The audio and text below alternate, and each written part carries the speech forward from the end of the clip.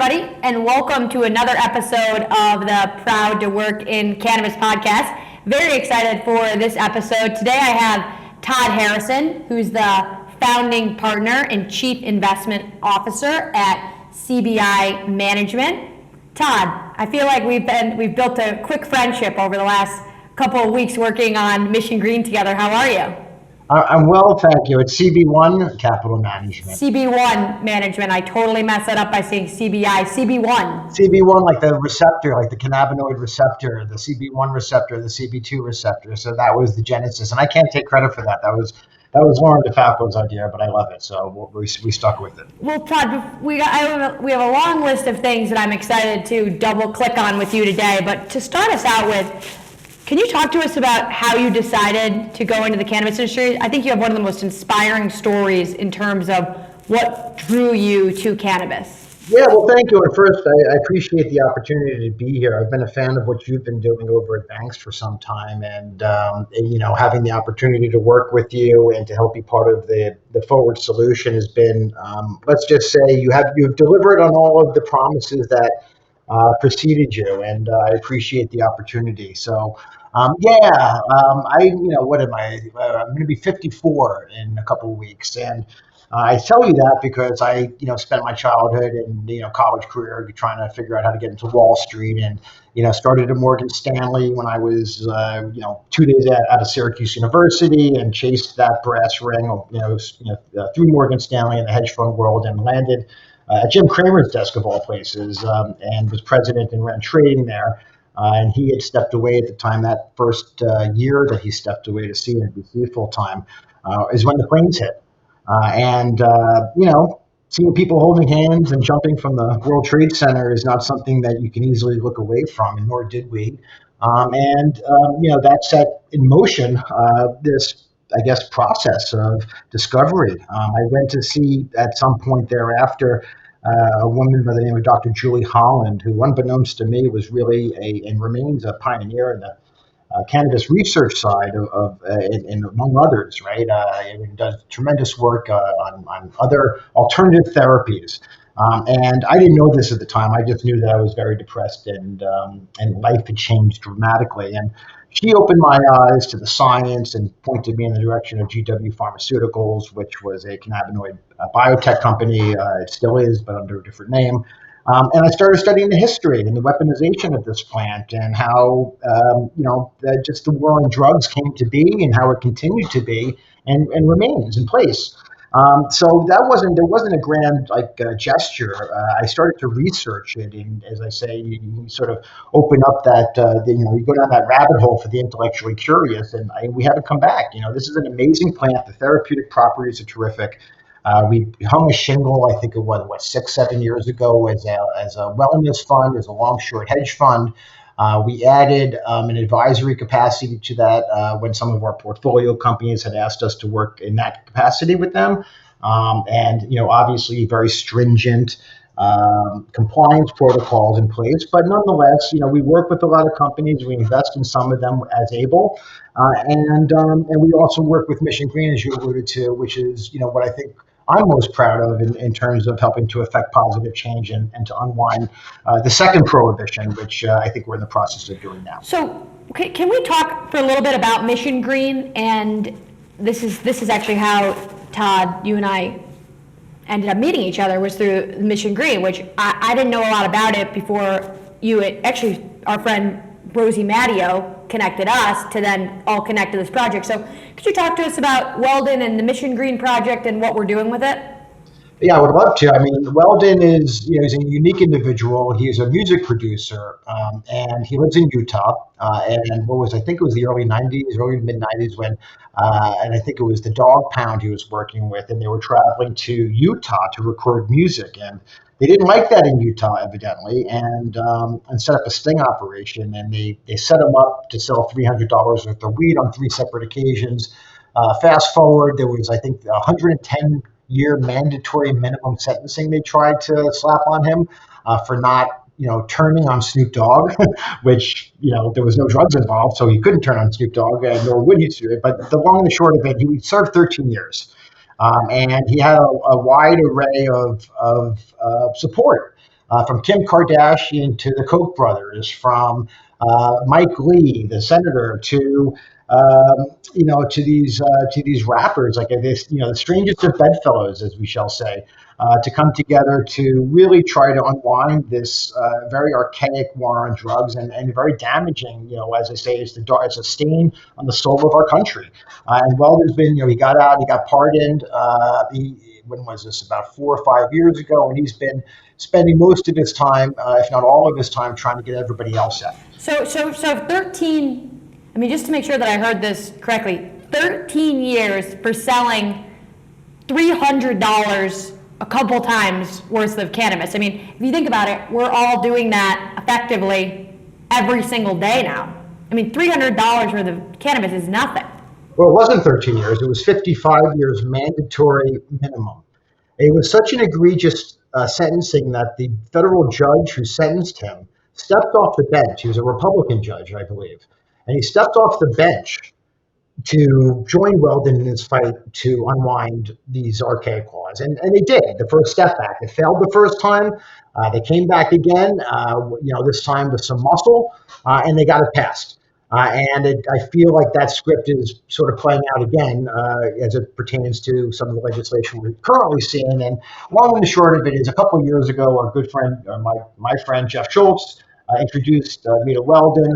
And I was taken by his story. I've tried to help raise money and do a number of different things to help support him, because I believe he's the tip of the spear. I really do believe he's the tip of the spear. He has the support. He has the respect of both sides of the aisle. He has the respect of the criminal justice because he did his time. He has the respect of social justice because he is in the process of helping to represent those people, and he is working with the industry as well, which I think has gotten a fair amount of a bad reputation, and in some cases deservedly so. But there's some good people out there, as you know, and so the idea when we came back in January, just to bring this in for a landing, was to build the Mission Green Alliance, which was be the change you hope to see. If you're going to buy legal cannabis, you can round up your purchase or otherwise donate to effect federal cannabis reform. And that rolled out now at Glass House. It's rolled out at Air. It's rolling out at TerraSend. It's rolling out at PharmaCann. It's rolling back out with Verano and a number of others who have come to support this. And there's no asking anybody to write a check. We're asking to work together to enable this to be a grassroots effort to support Weldon, to support the people who can't support themselves. And what a great way, talk about reaching the masses. And so, I mean, if every single dispensary in America rolled this out, and every person that checked out, I mean, think about it. When you go into every single time I go into the grocery store, they're asking me to round up for whatever that day's cause is. And so shout out to Glass House and TerraSend and Air and Verano and all the partners who have gotten in on this to have their customers round up so that we don't have people serving unjust sentences. I mean, Weldon's never going to get those, thank God he wasn't in for 55 years, but he's never going to get those 13 years back. And there's people sitting in prison right now. And so for consumers to be able to round up, I mean, these are consumers purchasing cannabis when there's people sitting in federal prison for basically doing the same thing. I mean, I think every single consumer in America needs to be rounding their purchase up and then some, and every dispensary needs to be getting into this program. If I'm a dispensary listening right now, or I'm a bud tender listening right now, how do I enroll my dispensary into this program? Because I think everyone in the cannabis industry needs to be part of this program. Full stop. Yeah, well, we built a landing page, Mission Green Alliance. It says click here as a dispensary. We also have a merchandise store. You also have the ability to donate directly. And to your point, it's not just the operators, right? PharmaCann too, but it's the headsets of the world and the Spring Bigs of the world and the Vanks, thank you so much, of the world, who are donating their time and support and man hours in a time where people are very happy just to have a job. It's very, very tough out there right now. We haven't even kind of gotten into that side of the equation of sort of the industry landscape, but there's another side to this cycle. And I think as we get there, how you navigated the downturn, who you chose to associate yourself with, and what you have decided to do with your time, how you spend your days. It's easy to spend them on Twitter, like commiserating, or you can actually pick up a shovel and start digging and try to help to move this, and that's what we've done. And thank you for that support as well, because we're talking to the Salts of the world, talking to the Swedes of the world, talking to Dutchy.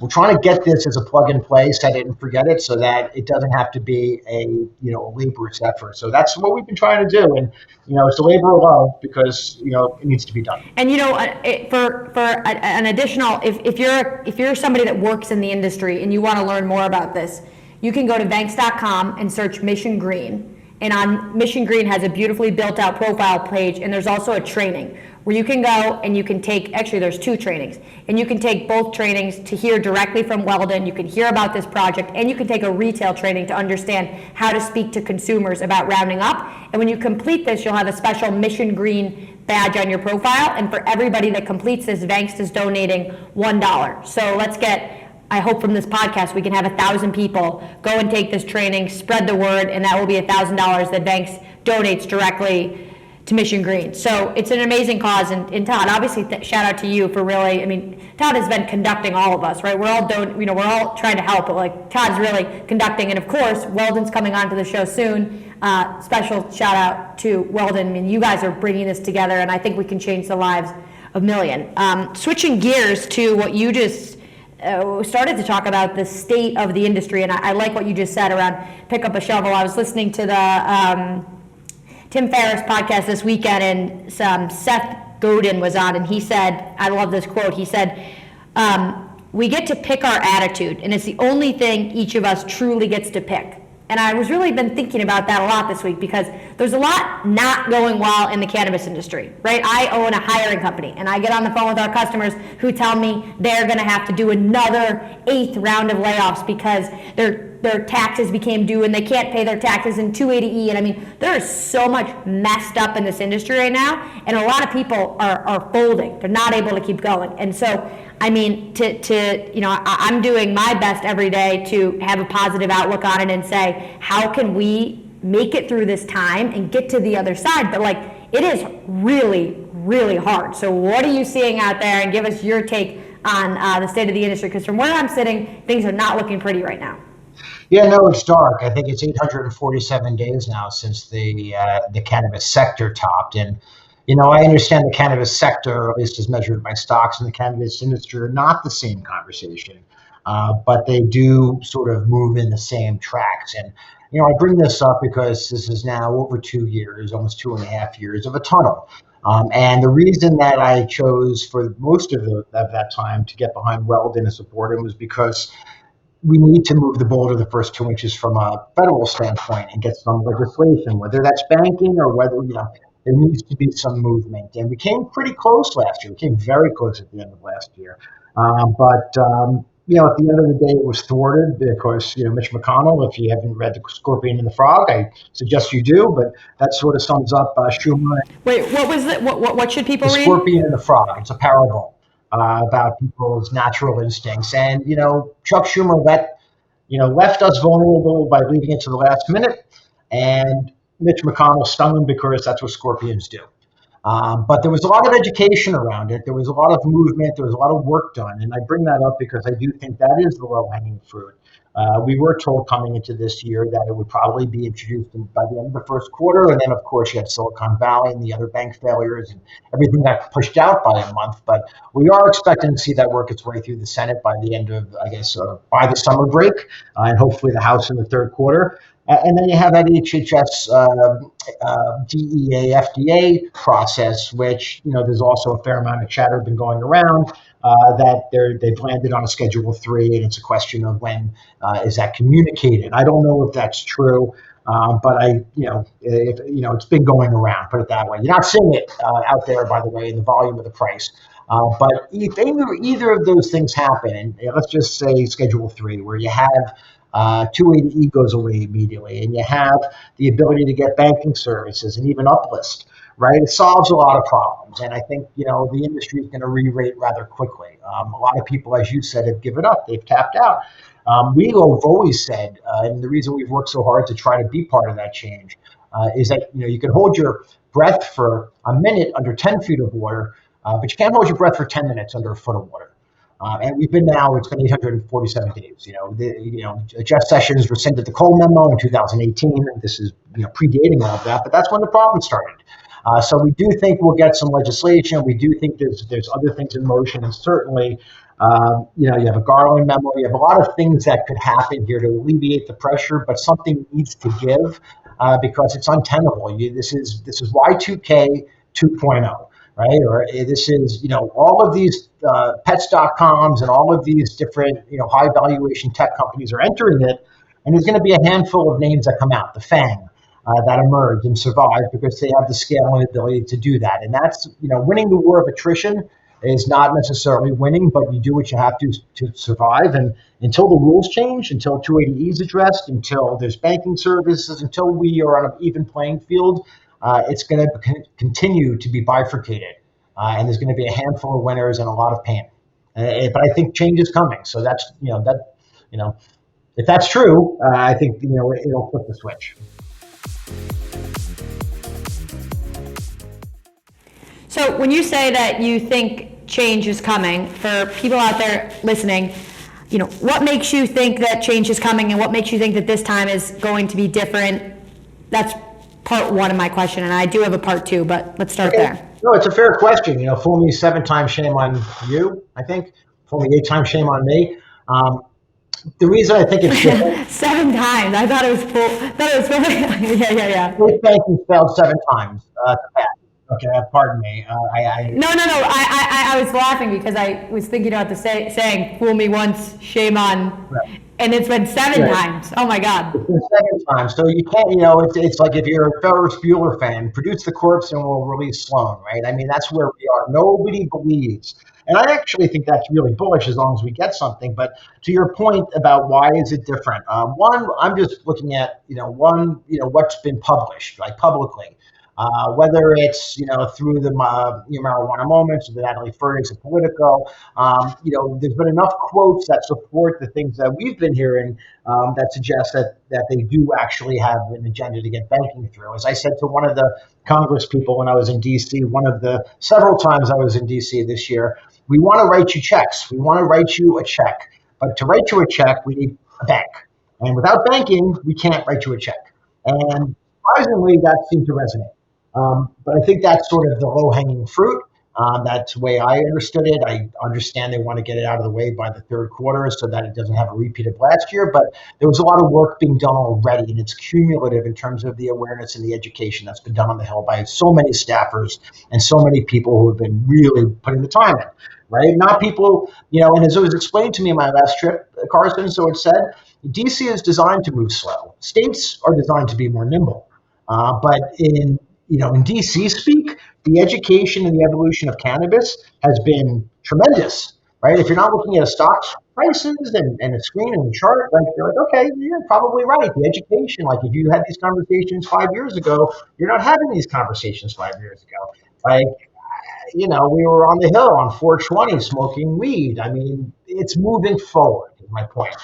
So I do think this time is different in terms of the legislation, but I also think the conventional wisdom is that you see something from this expedited review of the scheduling of cannabis.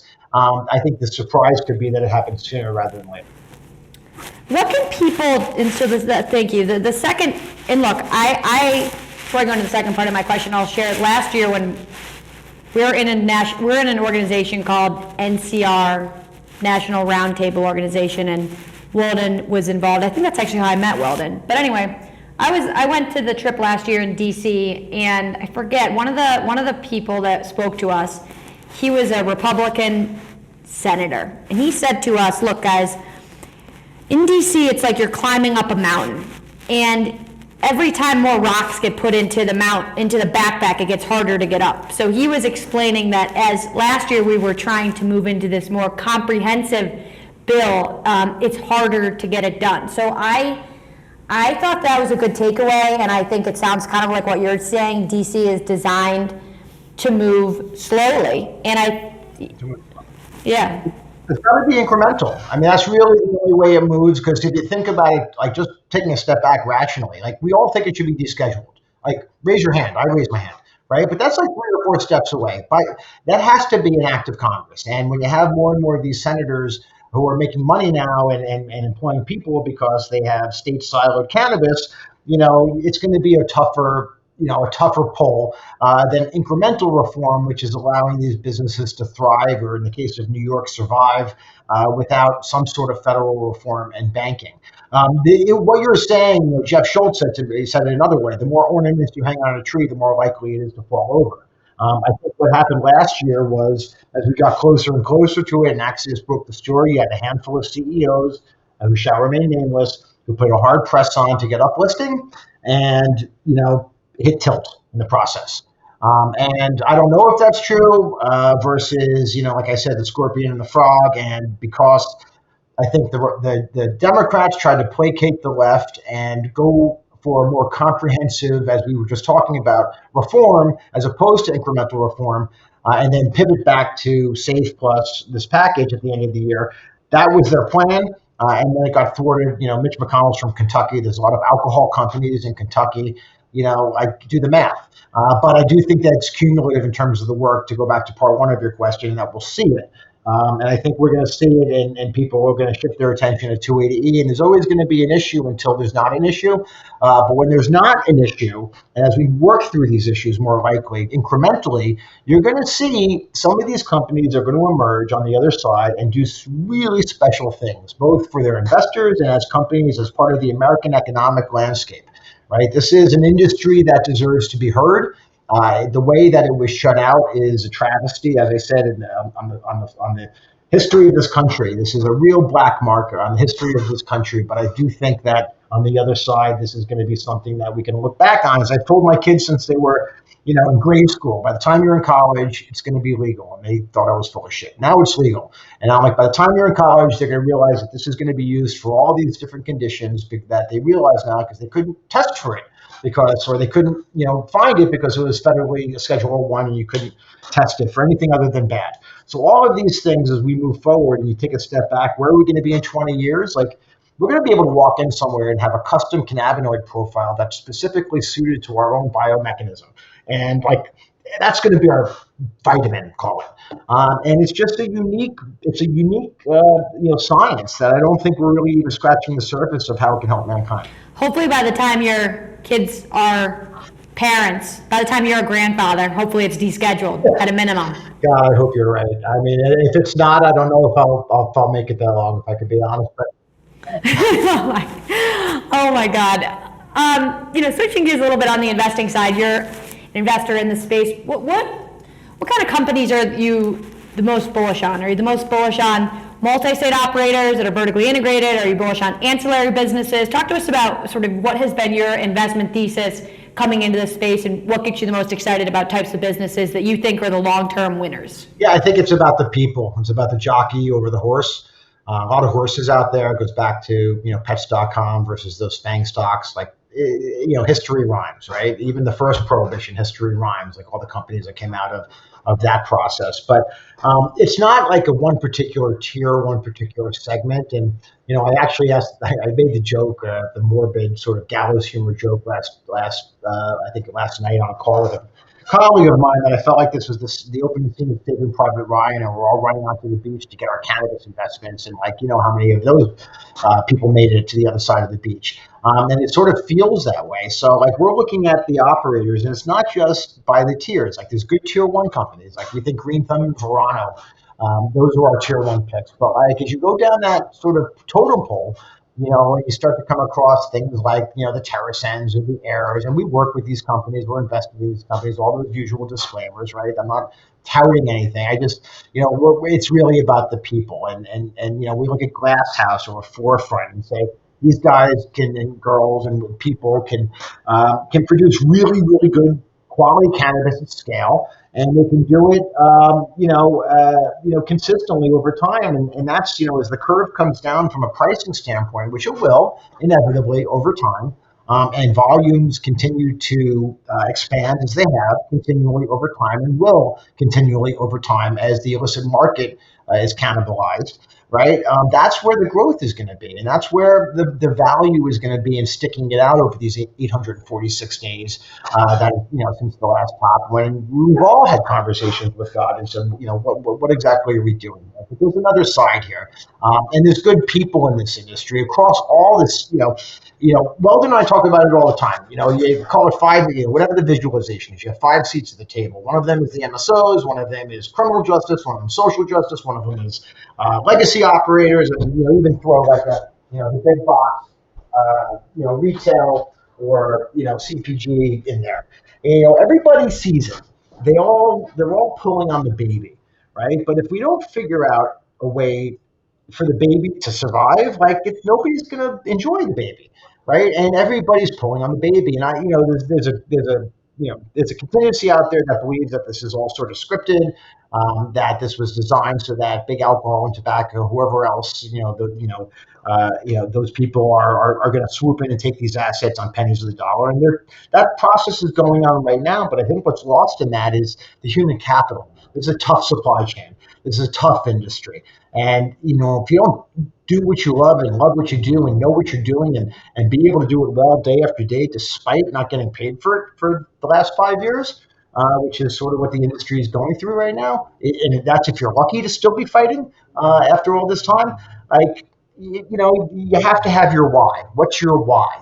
And I think ultimately, is back to your question, what are the stocks? Whether it's a Jason Wilder or George Arcos or Graham over, and those folks at Glass House, and even sort of, some of the torque that would be in an Air or something like that. I do believe that there's another side to this.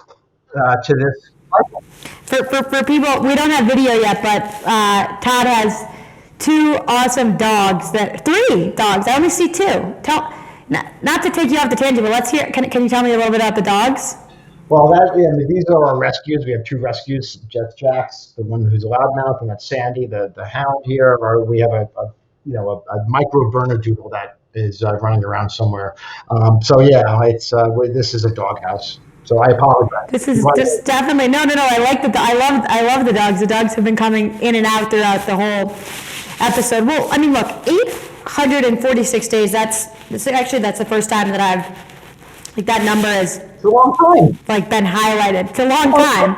So how do you? It's a long time, and I think a lot of people in this market are feeling a lot of pain, and it's not just in cannabis. There's a lot of people out there, whether they're founders that raised a lot of VC capital and they can't grow into their valuation, or they're VCs that invest in a lot of companies and they feel like their book's upside down, or they're cannabis operators, or they're cannabis investors. There's a lot of people in this market right now that are really feeling the pinch. Myself included. It sounds like you included. So what do you do for yourself to get through these 846 days, and how are you getting through it to make sure that you can stay on the field? Because at the end of the day, we all need to stay on the field. So what do you do for yourself? Yeah, listen, it's a great question, and I can cuff it and say, I do the Peloton daily, and I play with my dogs, and I focus on the happiness and the laughter of my children, and life is good. But that's not, as my dog is, you can probably hear in the background. I'll tell you, I'm full of shit. It's not easy. You got to make mental health and mental acuity and focus require you to stay healthy in more ways than just physically. And this has taken its toll. It's not even like I joke around. It's not joking around. I had the conversation with a number of people who have been in this, for 5-6 years, and they're like, if I knew what I knew then now, I would have never done this. But at this point, I'm going to keep going. And it's, and that's sort of the mindset that I come to work with, because at this point, you'll have to pry this industry from my cold dead fingers. We have done the work. We're confident in our, in the companies that we own. They're not reliant, at least, a lot of the names that I've talked about are not reliant on federal reform. They would certainly benefit from it. But there's opportunities out there, even in this landscape, to see what people are doing in tough times. And that's, I guess, tying this all back together, that's what makes the winners and the sinners is the ability to keep going and identify alternative solutions, or find synergies, or optimize your operations, or make smart decisions about the sequencing of your growth. Right now, I think the pendulum swung way too far that people are back in survival mode. Just show me how much operating cash flow. And by the way, by the time we get to, okay, here I am, operating cash flow, you'll see some legislative or regulatory reform. And then all of these companies that have had to do all of the things that every company that you said, oh, it's not just cannabis, but it is just cannabis when you're talking about a 70% effective tax rate, and you're talking about the inability to bank, and you're talking about the inability to take credit cards, right? So all of these things, which is almost like a training camp or like a boot camp, when these restrictions come off, the companies that survive are going to have the ability, the mindset, and the acumen to really make their mark on a level playing field, right? And if you could win in this environment or survive in this environment, you're going to make a fortune, right? You just got to get through it. If you're going through hell, keep going, right? And so I mean, that's my mindset at this point. Like, I just want to get there for my investors, for my family, for this fucking dog that won't stop barking at me right now. I want to get there because that's where it is, right? Like, this is where we're going. And we alluded to the first prohibition with the Great Depression and sort of that, that being what it was. History rhymes. Like the second prohibition is going to come off. It's going to come through a time of economic, the hardship, unfortunately, at least for a lot of the country. But, during the Depression, if that's the let's say that's the downside, like 75% of America worked during the Depression. Continental Airlines, Tyson Foods, Disney, all born in the Great Depression, right? Like, it's about how you approach it. Or think about 2008. I mean, Airbnb started in 2008 in the housing crisis. I mean, every time there's one of these pullbacks, some iconic companies are born. Yeah, and I don't know if you could, listen, I've been in the markets for 34 years. I've never seen it. I mean, I sat here today and watched 17 million notional trading across the entire U.S. cannabis landscape, which includes all the double accounting between the two exchanges, all the ETFs, and 17 million. Across the entire U.S. cannabis landscape, that's worth now like 8.8 billion on the aggregate, and they'll probably do 10 to 15 depending in revenue. So you're trading less than one-time sales as an industry, and if you know where to look, I think this is a good time to look. Well, Todd, I really appreciate that perspective, and I think it's nice that people are sharing that, like, this is a hard time, because I feel like a lot of people are having these conversations, but not publicly, and so then people find themselves in a moment where they're like, wow, I'm the only one that's feeling like my business or my book is really struggling. What they say, Carson? There's no shame in admitting it's hard. There's only shame in pretending it's not. I like that. Well, Todd, we're coming up on our time here, but my last question for you is, I'm actually super inspired by everything that you just said, and it's, I feel the same sentiment of, like, we need to keep going and we need to make it to their side, and the reward is going to be so much bigger, and it's going to be, I think it's really hard for people to even understand how challenging the cannabis industry has been. But what is the one thing that you are most looking forward to in the cannabis industry for the next 5 years? It can be something personally that you're excited about. It can be something with investing. It can be something social. It can be something on the Mission Green side. Like, what's the one thing that you're really, really, like, most looking forward to? Yeah, it's a great question. I would say progress, but I feel like that's sort of laying up. It's really being on the right side of history and being sort of I wouldn't even say I'm in the room. I'm in the area.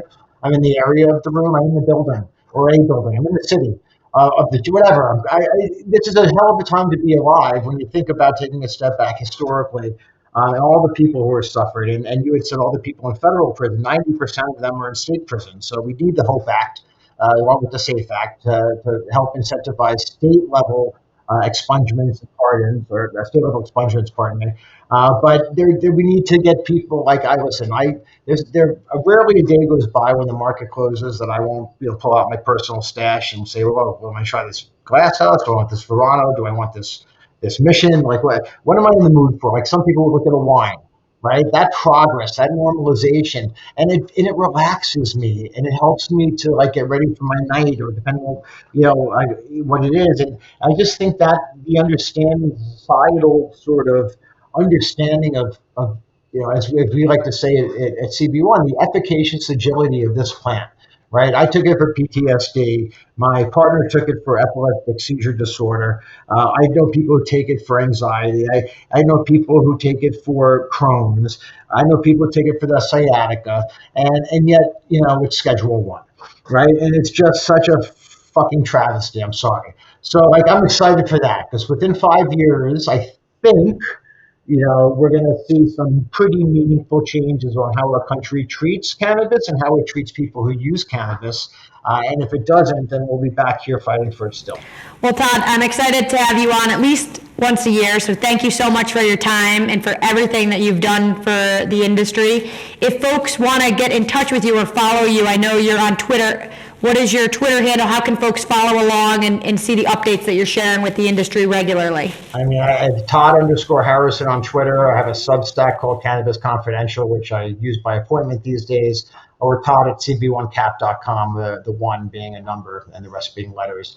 I appreciate you, Carson. I feel like you don't get the snaps you deserve, not only for Mission Green, but for trying to help people support their families through something that is going through a bit of a metamorphosis in terms of public perception. So dare I say, you're doing God's work, Roy Blank Farm, and I appreciate everything you guys are doing over there.